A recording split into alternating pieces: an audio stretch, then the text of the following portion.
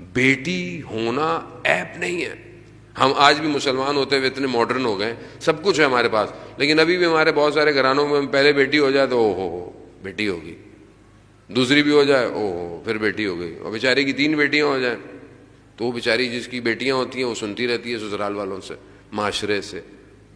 لوگ اس طرح بھی ہیں, میں تو دنیا میں بہرحال جاتا رہتا ہوں, بعض اوقات جن کی زیادہ بیٹیاں وہ لوگ کہتے ہیں کہ لوگ ہمیں کہتے ہیں کہ خدا کی طرف تمہاری اوپر نگاہ نہیں ہے. ہم کس دور میں آپ سوچیں, اور اس دور میں کہ جہاں بیٹی ہونا باعث ذلت, بیٹی کو زندہ دفنا دینا, خاتون کا کردار ایسا کہ لوگ شرمندہ ہوں, اس حالت میں پروردگار نے اپنے محبوب کو بیٹی دی.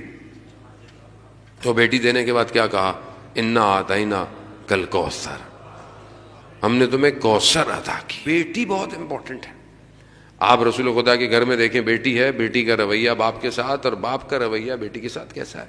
مکہ میں اتنے حالات سخت ہیں, ان سخت حالات میں کہ جہاں لوگ رسول خدا کے بائیکاٹ کیا ہوا ہے, رسول خدا کے ساتھ جو ہے وہ مشکلات ہیں, اس کے اندر بھی آپ دیکھیں کہ بیٹی جو ہے وہ اپنے بابا کا دفاع کر رہی ہے.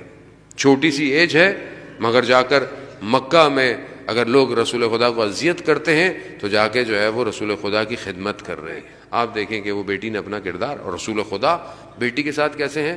بیٹی جب داخل ہوتی ہے رسول خدا کھڑے ہو جاتے ہیں تعظیم میں اس کردار کے, ہاتھ کا بوسہ لیتے ہیں, اپنے مقام پر بٹھاتے ہیں.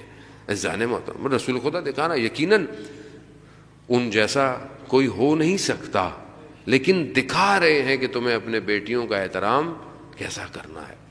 آج کیا ہم اپنے معاشرے میں اپنی بیٹیوں کا احترام ایسا کر رہے ہیں کہ نہیں کر رہے؟ آج ہم اپنی بیٹیوں کی تربیت میں اسلام شناسی, خدا شناسی پینیٹریٹ کر رہے ہیں کہ نہیں کر رہے؟ وہ بھی یہی سوال ہے, کیونکہ جہاں خدا ہوتا ہے وہاں پھر کچھ اور نہیں ہوتا, اور جہاں خدا نہیں ہے وہاں پھر سب کچھ ہوتا ہے.